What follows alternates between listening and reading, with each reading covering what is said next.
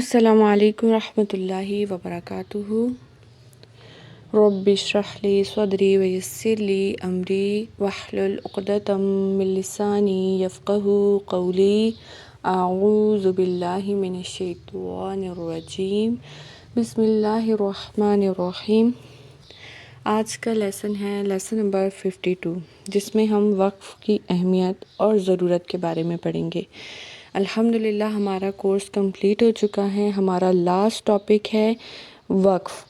اس کے بارے میں ہم پڑھیں گے کہ وقف کیوں کرنا چاہیے، وقف کہاں کرنا چاہیے، کیسے کرنا چاہیے۔ تو انشاءاللہ تعالیٰ اس کو ہم ڈیٹیل کے ساتھ آگے پڑھنے والے ہیں۔ یہ ہمارا لاسٹ ٹاپک ہے، اس کے بعد ہمارا یہ کورس کمپلیٹ ہو چکا ہے۔ تو چلیے آج ہم جانیں گے کہ وقف کی ضرورت کیا ہے، وقف کیوں کیا جاتا ہے۔ قرآن پاک پڑھتے ہوئے جس طرح حروف کی ادائیگی کا ہمیں خیال رکھنا چاہیے، اسی طرح قرآن پاک پڑھتے ہوئے ہمیں کہاں ٹھہرنا چاہیے، کہاں ملانا چاہیے، کہاں سانس روک دینا چاہیے، کہاں پہ سانس لینا چاہیے، کہاں سانس نہیں لینا چاہیے، یہ سیکھنا بھی بہت ضروری ہے۔ وہ اس لیے کہ اگر ہم یہ نہیں سیکھیں گے تو ہو سکتا ہے ہم ایسی جگہ سانس لے لیں جہاں لفظ کا مطلب بدل جائے، اور ایسا بھی ہو سکتا ہے کہ قرآن کے پڑھنے کی خوبصورتی میں کمی آ جائے۔ یہ اس صورت میں ہوتا ہے جب ہم ایسی زبان کی عبارت پڑھ رہے ہوتے ہیں جس کے ہمیں مطلب ہی نہیں پتہ ہوتے۔ ظاہر ہے ہم عربی زبان کو اس طرح نہیں جانتے جس طرح ہم اردو کو جانتے ہیں۔ اکثر لوگ قرآن کی تلاوت تو کر رہے ہوتے ہیں پر اس کا مطلب نہیں سمجھ رہے ہوتے۔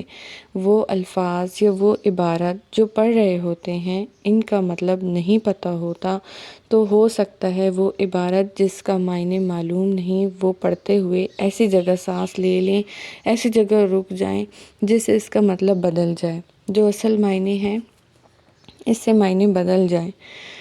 یہ یاد رکھیں، سانس کا لینا اور سانس کا روک لینا یہ تلاوت کے دوران ہم اپنی مرضی سے نہیں کر سکتے، بلکہ یہ پوری ترتیب ہے، اس کا طریقہ کار ہے کہ آپ نے کہاں رکنا ہے، کہاں نہیں رکنا۔ اگر آپ کا سانس ٹوٹنے لگا تو آپ نے وقف کرنا ہے تو کس طرح کرنا ہے، اور پھر پیچھے سے ملا کے بھی پڑھنا ہے۔ اسی طرح میں آپ کو بتاتی ہوں، جیسے ہم اردو میں کہتے ہیں اٹھو مت بیٹھو۔ اب اٹھو مت کے بعد ہم رک گئے ہیں، ٹھیک ہے، پھر ہم نے کہا بیٹھو، تو اس کا مطلب کیا ہے کہ اٹھنے سے منع کیا جا رہا ہے اور بیٹھنے کے لیے کہا جا رہا ہے۔ لیکن یہی تین لفظ اگر ہم پڑھیں اور ان میں ہم سانس غلط جگہ لے لیں، جیسے اٹھو مت بیٹھو، تو اس کا کیا مطلب ہوا کہ اٹھنے کے لیے کہا جا رہا ہے اور بیٹھنے سے منع کیا جا رہا ہے، ٹھیک ہے۔ اس ایک ہی جملے کے دو مطلب نکل رہے ہیں، یعنی سانس روکنے سے اور سانس لینے سے مطلب یہاں بھی بدل رہا ہے۔ اس کا تو ہمیں پتہ ہے کہ اردو زبان ہے، ہم نے کیا بولنا ہے، کہاں رکنا ہے، لیکن ہمیں عربی کے بارے میں نہیں پتہ۔ تو یہ سب ہمیں پتہ چلے گا وقف کے قاعدے پڑھنے سے۔